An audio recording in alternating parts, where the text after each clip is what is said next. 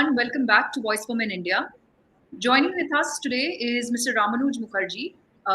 Let me introduce you to everybody first. Ramanuj used to run a very popular platform called iPleaders. Now he's the CEO for a legal platform called Law Seco. Basically, it has multiple legal courses, which can guide a lot of people who are interested in this field. He's also a managing director of a listed company called Addictive Learning Technology Limited. But most importantly, Ramanuj has actually run a free helpline for 5 years where he has assisted men who have been falsely accused by women, particularly when we talk about blackmailing cases, honey trapping cases, and so on. So today we are going to discuss with Ramanuj. He's going to give us some examples, some live cases, what he has come through. And I think that is going to help many of you who are watching this. If you are trapped in a similar situation, what is it that can be done? So first of all, Ramanuj, thank you very much for taking out time today. Thank you so much, Anas. Really appreciate inviting me to share my insights, and I'm glad that I'm here with your audience and sharing insights with everyone. But just one small correction: the helpline was not only for men; it was for everyone. So, in fact, when we started the helpline, we thought it would be women who would primarily come for this, but we were surprised that there were more men who had a lot of problems. Yeah. Right. So, Ramanuj, when we were talking offline, you shared a very interesting term with me. You said you were looking into cases of revenge porn. So, we'd like to understand from you, what does this term actually mean? And what were the kind of cases that you came across in this particular topic?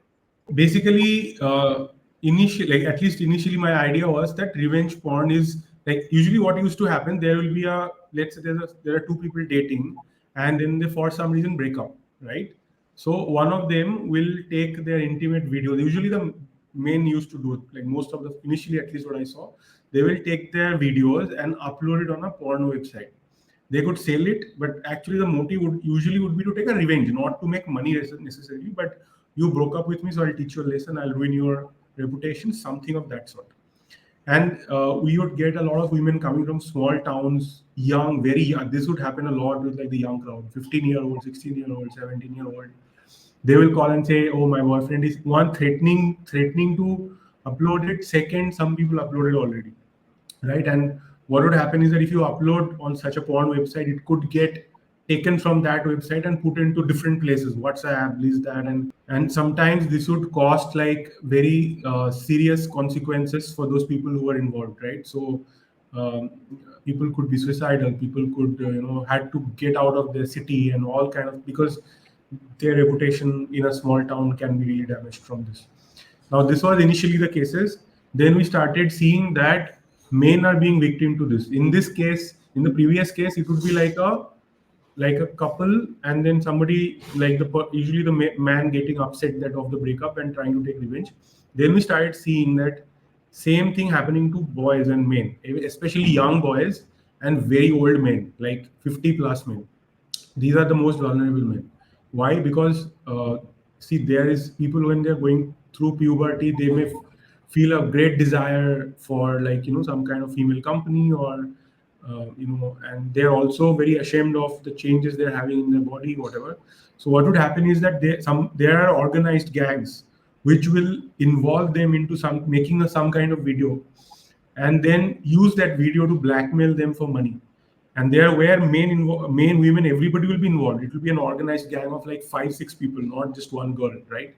And there will be 2-3 girls also sometimes part of these. And there was a case I remember where it happened to a 67-year-old man in Rajasthan who gave like 18 lakh rupees of his savings to the gang, because just to save them embarrassment. Because what they'll do is that they'll take the video, send it to one or two people. So they will go on Facebook or they'll find your some connections, and they will send it to your colleagues, and they'll not send it to a lot of people. They'll send it to 1-2 people and say that, look, call that person. I have sent your video to that person. Now, how do you feel? Now you give me more money. So then the person will be like, oh my God, at one person, so I can beg not to share anymore. But what if this guy actually puts it out? So then he'll pay money. And then after taking that money, they'll again threaten, again ask for more money. And this will go on until this person have no more money left. And this happened like this to a man in Rajasthan. And then the gang was caught, right? So finally, police took action. We filed police complaint. Initially, police doesn't want to take action. Then we go to court to register a complaint, like under 156 CRPC, the police must register. Then court orders investigation, and court says we'll monitor the investigation. Then police goes and catches everyone.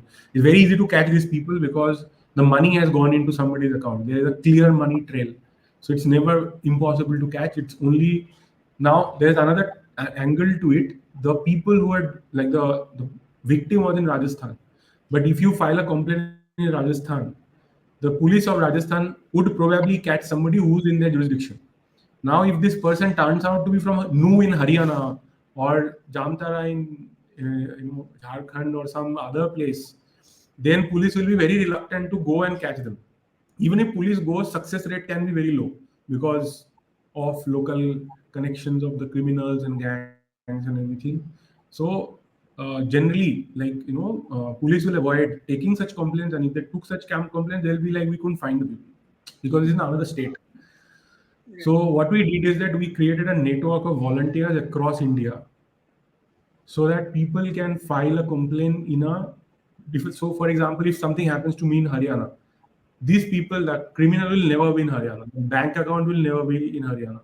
It will be in some faraway state because that is their protection against police action. So the right thing to do in that case is to see where the money got deposited in a bank account in some state, right? So in some city. So in that police station, if you go and complain, police will very promptly arrest those people because it's in their jurisdiction. They can just go to the address and arrest, right? So they will do that immediately. And then if also very interesting thing, if the person gets caught, we learned they pay the money back instantly in those cases. So we have seen that happening. They just want to pay the money and get out of it. So you are saying it's a compromise eventually which happens. The matter doesn't go to court. And once the money is returned, the victim also is okay to close the case. He also doesn't want to pursue it further. So we have seen two situations, right? So one is that when there are revenge porn cases, and so one is a threat of a revenge porn, right? So what happens is that one person, so basically a woman will be threatened that you have to get back into relationship with me, otherwise I will make this public. And there is actually usually a prolonged event of threat. It doesn't just happen in one day that somebody goes and updates. So during this prolonged period of threat, if you go to the police will catch hold of this person, take all their devices, and make sure that it is deleted. Okay. Usually, police will do whatever they can. Police helps in such cases to delete all such these things. And after that, the guy is usually so scared. These are not usually habituated criminals. It's just like, just a bad person who is, thought that they can do this for some reason, right? And usually they do it with people. I mean, even the people who do this, they don't do it with everyone. Like, it's very interesting. They think that this person is a soft person, or I can use such threat, and they will not retaliate. Then they will use this. So, in that case, some people are very prone to getting, this kind of situation because they have no good relationship with their family. They will not tell their friends. They are isolated anyway. So those victims, as maybe they're a narcissistic person, they'll pick such victims. Okay. Right. But what happens once police comes to know and police catches the guy? We have seen that first of all, the girl also doesn't want to pursue because for them it is like they want to end the matter there, and their videos are deleted. They're like, "Are you sure it's never going to happen to me again?" And no, then they're like, "We don't want to do anything." That's practically what we have seen happening. They don't even want to tell their parents. They don't want to tell their family. They're more afraid that people will find out that there is such a thing happening. So they don't want to go to court. First thing. Second thing, if it has already happened, then they want the person to be punished because they have been harmed. The harm they're afraid of has already happened to them. Then they want the guy punished. So two concepts. One is that delete my videos from wherever it is, at least prevent further circulation. Second is that this person I want punished, and they will get punished. In that situation, there is no backing. There's no reason to back off for anybody. Neither police nor the girl backs off. Now the third situation is where these young men are blackmailed, right?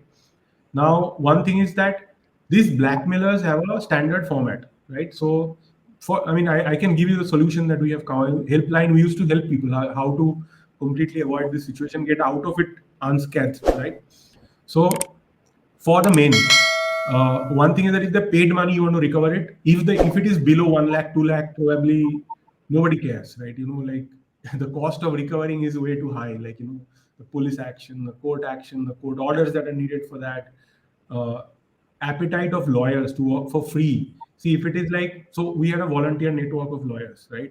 So they were like, okay, we'll do pro bono work. So if you have a 150, 60 CRPC to do whatever, just let us know, we'll do it, right?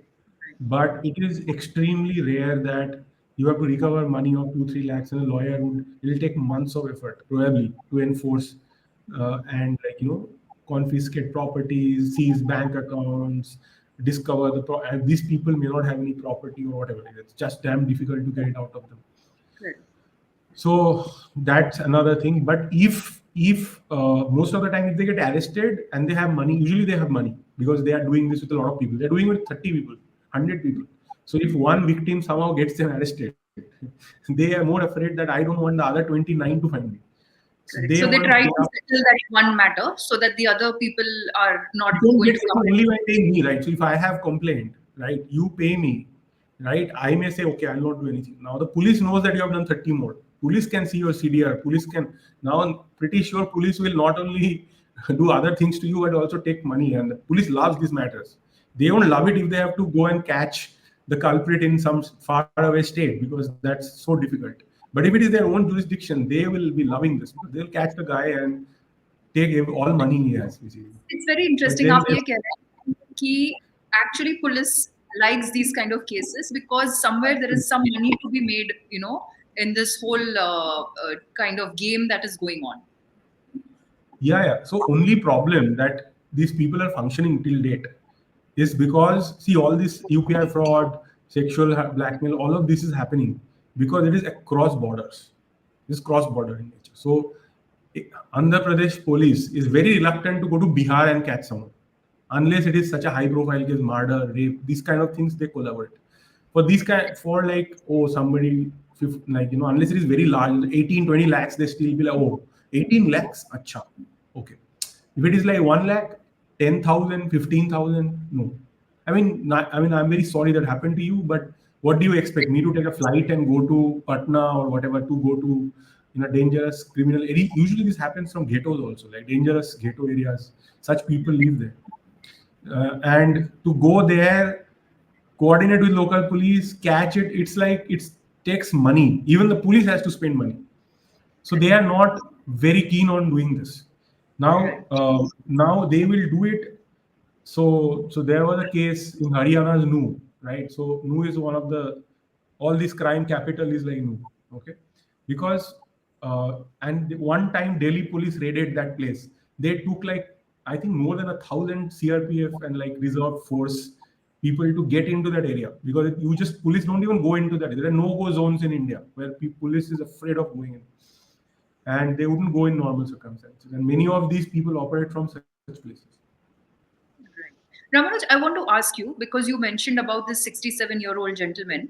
Now, honey trapping was, always very common earlier also. But now with, a lot of these online dating sites which are running legally, do you think young men, not so young men, like perhaps even married men who are indulging into these dating apps, do you think that has made it easier for these gangs to trap them? So it's like this, okay? So you have to think of it this way. Somebody who's doing UPI fraud, if they see that success in UPI fraud is not working, or that Nigerian scam, initially it started. I remember seeing this when I am 14, 15 years old, that I got an email from a Nigerian prince who's saying, he take my money, right? So essentially, these are at least the organized gangs, there's no difference in these people, right? So even at 14, 15-year-old, I had my sixth sense that this is some nonsense, right? I'm not going to fall for this. So, but there are people who fall for this. And now what happened is that people get smart about one scam. So people in India, a lot of people are today extremely scared to give UPI. They will not give their PIN. They will not give an OTP. So what do those people do who are doing UPI fraud? They need some alternative.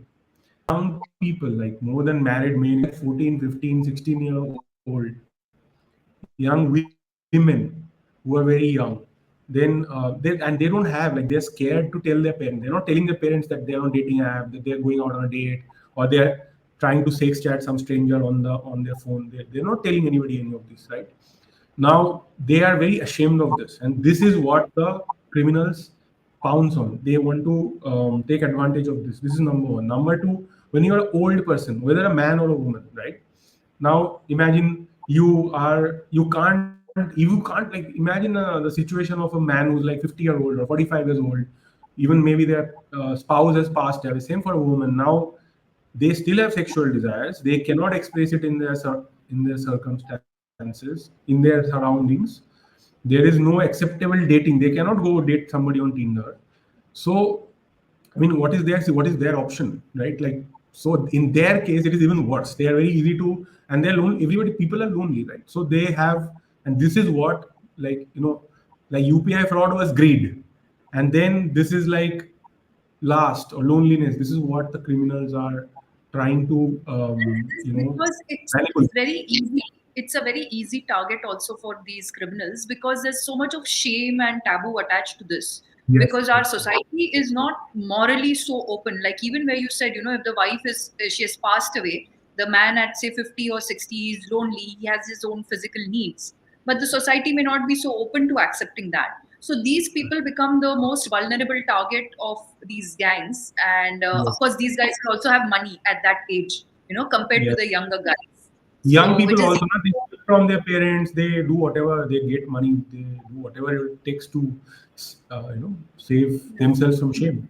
Now, what very interesting thing is that these people also have qualifying systems. So they will not attack everyone with this, right? They will try to know that, okay, is this person vulnerable? So, for example, uh, so there's a very common scam where they will say that we are calling. So there's a recorded call. So see, there are too many people, right? And the smart fraudsters, they need to find the people who are not that high IQ or no, doesn't have a sixth sense, or like, I mean, common sense thoda kam hai. Like they need to find such people, right? How do they do it? So they will be, so for example, you will get a call, recorded call saying that we are calling from telecom department of government of India. Your phone is not, your KYC is not up to date. So we will be disconnecting in the next 2 hours. You should contact your telecom service provider, right? If you have, if you need to speak to someone about this, press 9. Okay. And if you press 9, okay, the call will disconnect, or somebody will speak to you, and most probably the call will disconnect. Now, if you get this call, what will you do? You tell me, will you press 9 or will you not press 9?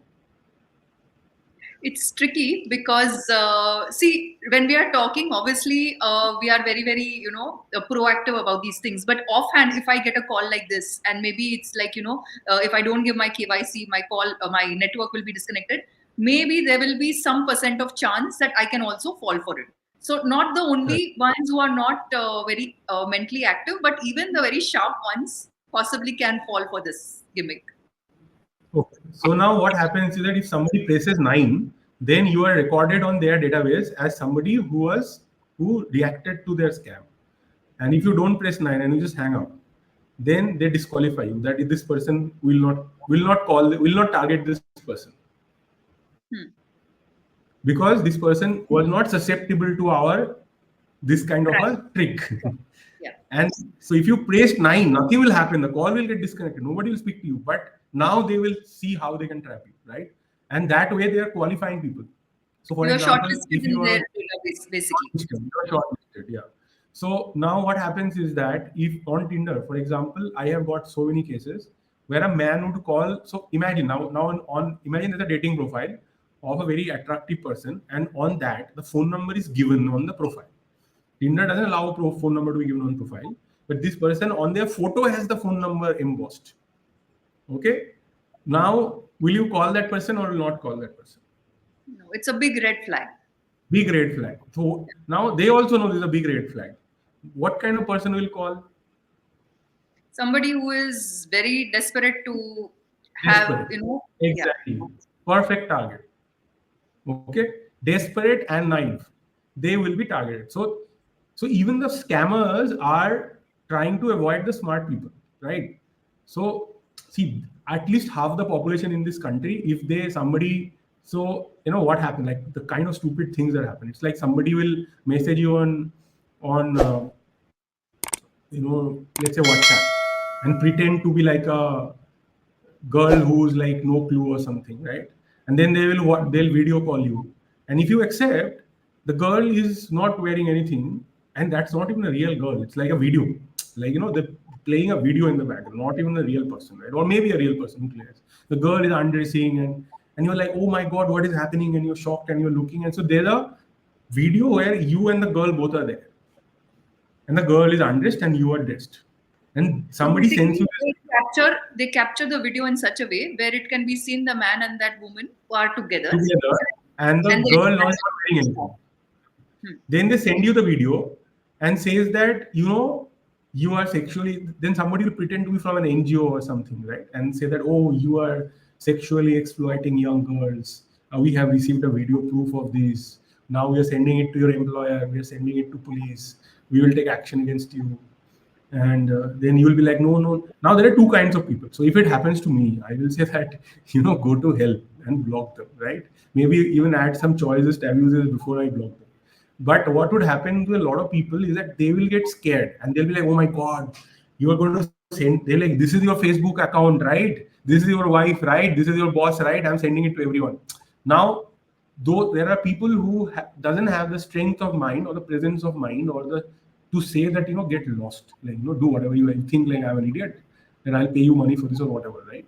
And that time some people crumble and they actually end up paying. So those scammers are also looking for such people. They're trying to find such people. So I'm sure at least majority of the people don't fall for these things, but a small percentage of people do fall for this. Are you sure And majority people don't fall for it? Because in my experience, I think that most of them get scared. That's the initial this. Unless they are they are lawyers or they really know the law, then they can say, okay, just get lost. I'm not going to get into this blackmailing. But the first reaction hoga will definitely that person will be scared, and he will try to. most people don't pay. This much I know, that most people don't pay, right? Okay. Some people pay. So that's the thing. Like, some people get. That's why the extremely aged people, extremely young people are more vulnerable. That's why they don't try beyond a certain age, because they may try with anyone and everyone, but generally this is the case. And so what I'm trying to say is that the scammers have to constantly innovate, and this is one area. Like, sexual desire, people's loneliness. This is one thing they exploit. Like everything else, like greed, all of that, right? Ramanuj, let me ask you. We were talking about these calls which come. Basically, they are called these nude gang calls. It's very popular because, as you said, you'll get a message on WhatsApp and Extortion. a video call, and if you are answering that video call, perhaps there is some woman on the other side. But there will actually also be people who are meeting women through these dating apps. So let's say somebody is on a dating app, young boy, and he and the girl they decide to meet at a hotel. It's a consensual meet. There's no force or anything. उसमें भी काफी scams होते हैं because typically what happens once the boy goes there, he is in for a shock that this girl is not genuine, and it's a complete gang which is here to trap me. तो इसमें आप कुछ example बता सकते हैं कि exactly what is it, how should boys और men react if they get into this kind of situation? As you said, first reaction will be people are scared, but what is it that they can do so that they don't fall for this blackmail? So the problem with the physical situation is that usually they have a lot of control over the physical situation, and they can beat you up also. They can physically harm, usually, such criminals, right? So I will tell you, like, I think all of us have some kind of a, red flag situations. Don't be so desperate that you jump into it, right? So for example, I remember when I was on a dating app, one time somebody was saying things like, like, very weird stuff, like it's like this person would say that I'm married, and but I want to meet you, come over to this place in Basant Kunj, but only in the next half an hour, no proper conversation. And I'm like, I'm not gonna go, like, what is this stupid thing, like, so I'm like, no, we haven't even, like, this is just crazy, like, why would we didn't even talk much, we haven't, like, so I think women have been doing that, exercising that care for a very long time. Before you meet somebody from a random dating app, you actually try to see their socials, you try to see if this is a safe person, you try to talk to them for a while, and then you go for meet, and you just don't, like, if somebody says, oh come, my flat is empty, just come right now running and we'll do it, you will not go. You'll be like, it's very alarming situation for women, right? And for men, somehow it is not. A lot of men are so stupid that they're like, no, we'll just go, right? Don't do that. So I think that's basic. That way, some equality has been created in society at this time, that Right. you have to use So the some first brain. thing is men should equally be very, very cautious. And Huh? sorry to use that word, but don't be foolish enough to just, whichever first girl is messaging you, just don't run after that girl. So, Correct. try Yeah. to. And so just think about it. What does, just, if you don't know how to behave, just check with women how they do it, right? So they'll be like, okay, so can I see your Instagram? Like, they'll check your Instagram. Do you are a real person? Do you have friends? Do you have like a family? How about your Facebook? Connect with people on Facebook. Connect on, then on LinkedIn also. LinkedIn is a little tricky. People may not want to, like, meet on a dating app, connecting on a professional app. I mean, actually, I don't see much of a problem. Like, that shouldn't be an issue. At least their LinkedIn should be there, right? And things check out if it's a genuine person. So I'll tell you, like, all these criminals, they are looking for naive, desperate people. So if you are not naive and you are not desperate, you are already safe, right? If you exercise basic due diligence, if you are not, because all those, including those people who are like taking you to an expensive pub and taking whatever money, right? They are trying to avoid smart, careful people, right? They are like, we want idiots. So that's their best customer group. So they are going. So if you act like that, you will fall into that today or tomorrow. Number one. If it is too good to be true, it is probably too good to be true, right? So don't go for that. Second, you know, imagine if you are going to buy a refrigerator, right? You exercise some diligence. You go and see the specs, right? You see which company it is from. Is the shop real? Before buying a phone, forget refrigerator. Before buying a phone, how much research and investigation you do? If you go on a date without investigating the other person that much or doing that much research on a person, and you get into bad situation, it is only your fault. Okay, so nobody else's fault. So this is number one. Number two, you must tell other people that you're going there. You must have, if you have nobody to confide, friends, family should know, right? So most of, I mean, most, you should be having a support system. And this is also a problem. When people get into problem, they can't tell anyone. That's a problem. People used to call our helpline because we're strangers, right? And we will ask them that, have you spoken to somebody at home? They'll be like, no, if I tell my parents, they'll kill me. My friends will laugh at me. Now you can't be like that, right? So you have, because even these kind of blackmailers, scammers, they're counting on that you don't tell anyone, right? So for example, if you are going to meet somebody and you tell them that, oh great, you know I just told my parents that I'm going on a date and they're so excited. Now if you just tell them it is a scammer, they will get scared, Hmm. Hmm. right? That, oh my god, other people also know. So that's one example. Then, these are the things that you, I mean, I think women have been doing it, so you should learn from women how they do it, how they protect themselves from bad people. And Correct. I think men also have to do that. Right. But if they get caught, Ramanuj, if they land into a situation where the boy and the girl both are in the hotel room, and typically we see that the gangs come in and they say, "Oh, you have raped her, and now we are going to file a rape case. Either you give us money, or we'll file a rape case." So in that Number situation, one, dial 100 immediately. If you have your phone and they cannot steal your phone, dial 100 immediately. Go hide in the bathroom if possible. Lock yourself in the bathroom, right? And dial 100, call police, and don't get out till police comes. This is number one. Number two, if you are in a, see, basically the major problem is that you might get beaten up, okay, by all these people. They're criminals, right? So they will come with muscle. If they are cornering you into a restaurant or in a any place, in a hotel room, anything, they are not going to come weak. They will come with muscle. So, and also they will target people who they think they can intimidate and physically subjugate, right? So your only chance is to get out of there somehow, right? If you can hide in the bathroom and call police, please do that. If you cannot do that, then you somehow tell them, yeah, I will give you all the money, whatever you need. Okay, I have to go to the ATM. my UPI does not work, right? My UPI does not work. I don't have a bank account. I only have, say that my money was stolen by UPI scamsters. After that, I cancelled all my online, my father or whoever, somebody cancelled all my online these things. I can only withdraw money from ATM. I am very afraid of you. Please don't harm me. I am going to the ATM. I will pay you everything, right? And somehow get out, or you can say, okay, let me call my friend who will help me. You should have some code word with your friend which you can tell so that they know what is happening to you. They will call the police, etc. These are the situation, but best do not get into that situation. Be careful enough. If you get into that situation, if you can give 5-10,000 and get out of it, get out of it.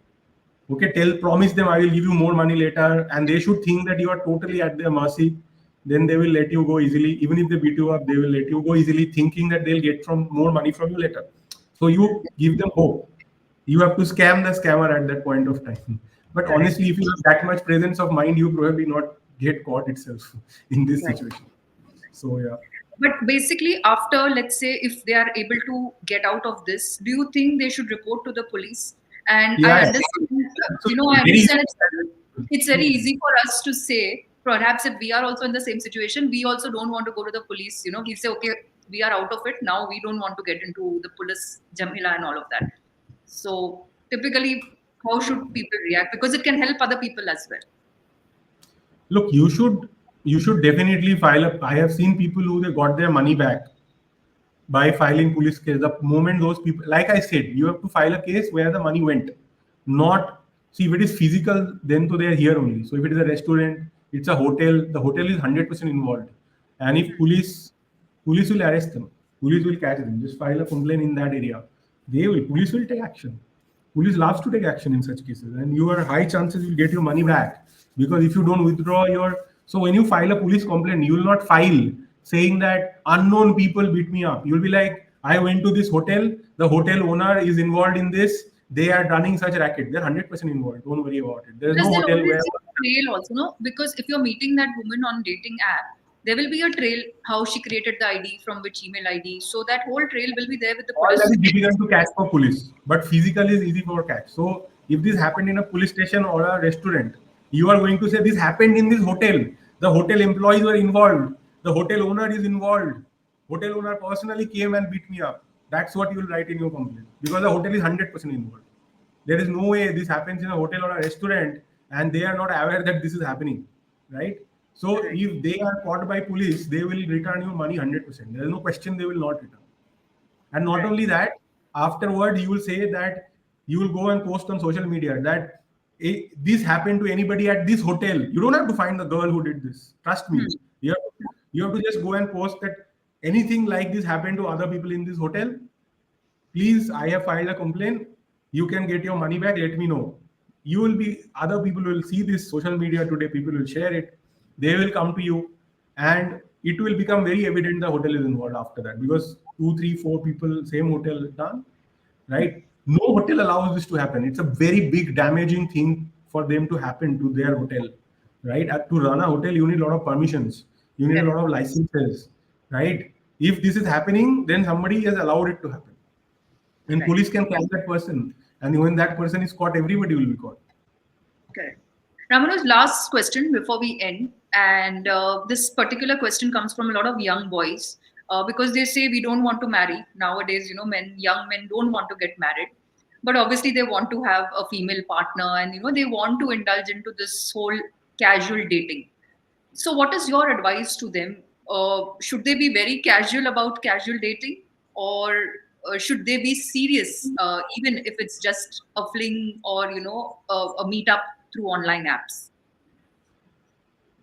I mean, see, casual dating is fine. I believe that, if you have to meet the right person in life, you have to meet a lot of people before you find somebody relevant. But and I think with age also maturity comes when you want to settle down, you want to get married. That may not be the case when you're young, which is absolutely fine. But you have to understand the situation that there can be serious consequences. There are real criminals out there. They are out there trying to catch people and take advantage of you, right? So you have to protect yourself. You have to be careful. right? And whether they want to marry or not, I mean, I don't know if I have any comments on that. But I guess, it will. It's very important. Even if you get married, see, you have to be. I mean, I think there's no bigger sin in the world than being stupid, than being weak, than being somebody who's vulnerable to crime. There is nothing. Nobody will protect you, right? So you have to be smart. You have to be aware. You have to get your act together. And it's not like, I mean, the way I see, there will always be criminals, and criminals are smart. If you are not smart, if you're naive, you will pay the price. And I mean, I think I think that's the bottom line in terms of surviving anywhere. Like, if you go to the market and you buy something and the shopkeeper overcharges you, whose fault is it? Is it the shopkeeper's fault or your fault? I would think it is my fault. I know there are people who say, no, it is the shopkeeper is very bad, but I would think that, I should have done my research or whatever. It's like So I think if there is demand, then there will be supply. So so basically the victims are there in demand, then naturally the gangs will operate to trap them. the gangs are taking advantage of your weakness, your lust, your greed, right? Your loneliness, your lack of like even basic due diligence, right? Imagine if I let's say I have to renovate my house, I hire like somebody who takes an advance and runs away. Who will I blame, right? I can later on go and try to file a case, police complaint, consumer case, whatever. All of that is very difficult. It's much easier to just Do your get the due right, diligence. yeah, do due diligence. Yes. Right. And also, I think my suggestion would be just don't end up in a hotel room in the first meeting. So even if you are, acquainting with somebody, go out, meet that person 2, 3 times, understand who she is. And then if you want to take it forward, that's a different thing. Why such a low standard that you don't even know a person and first chance you get into a hotel room with somebody? Why would you do that? Like, it's just it's very matlab, even after, I mean, you should set some standard for yourself that, okay, I should like the person, this person should have these qualities, this person should like should be able to have a conversation. Now a scammer is not interested in all this. Scammer wants to be quick. For them it's business, right? They want to find a customer who's very quick, like who they can get, like, get out of clothes in next 10 minutes. Great, one customer down. For today I can do two more like this. Great, right? So they are thinking like that. They are not thinking that okay, now if somebody's taking too much time, they'll be like, what the hell, why are you taking too much time? Let's go to the hotel room. You should Correct. not go. Or they may Right? also kind of cut you off saying that you are not worth our time. So let us move on to the next target. Yeah, absolutely. Right. No, so I really want to thank you, Ramanuj, for sharing these details because a lot of boys, as you said, they don't have anybody to speak to. Like in India, we don't speak to our parents, we don't speak to our family members about these things. But through these videos, I think if we have been able to answer a lot of questions, that should help a lot of people who can avoid getting into these kind of mess or traps in future.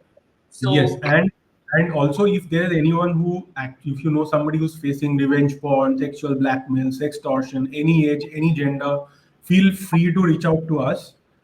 We will help you out. Right. One thing I just want to share. Once while running this helpline, I found out that gay men have very strong network for this kind of situation. I was very very surprised to find, they already educate. So there are NGOs and there are legal NGOs.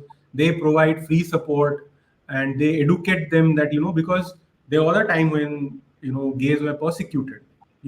Somebody will pretend to be gay, then call you, then take money from you, right? These are also men, right? So then you go to a hotel room or to their house, and then they take your photos and then extort you for money. Oh, I will tell everyone you're gay and I'll ruin your life and so on. So the gay men came together. They have created, legal organization, legal support organization. They help each other. They tell each other that, oh, this is the place which is dangerous, or this is the person who's dangerous. This is, I mean, they share that intelligence, and it's really brilliant, like fantastic. So I think that kind of thing I would like to see in the whole society, not just why just correct. Not limited to any one gender, it could be for yeah. everyone.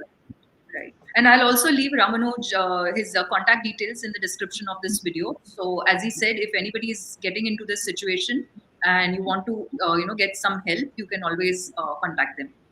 So thank you. Let's end this video on that note, and thanks again, Ramanuj. Thank you very much. Take care. Bye bye.